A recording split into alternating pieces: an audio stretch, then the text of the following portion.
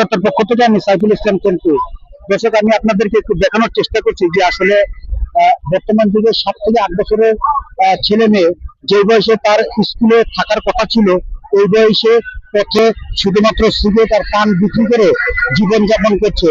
এটা শুধু অসহায় মা বাবার পাশে দাঁড়িয়েছেন, মা বাবাকে শুধুমাত্র এই বয়সেই অভাব অনটনের কারণে মূলত রাস্তায় দাঁড়িয়ে এই যে সিগারেট এবং পান বিক্রি করছে। দর্শক, আমরা আপনাদেরকে একটু জানাবো যে আসলে যে বয়সে আসলে মূলত স্কুলে থাকার কথা ছিল, সেই বয়সে রাস্তায় ফুটপাতে বসে বাবা মার অভাব অনটন দূর করার জন্য আসলে মূলত এই সিগারেটের ব্যবসা বাণিজ্য করছে।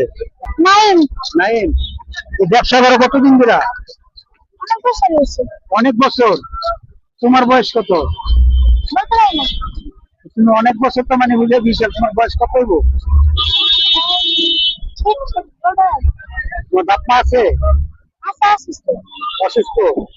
ব্যবসায়ী জায়গায় বসে কতদিন ধরে? বেচা কেনা করতে হয়?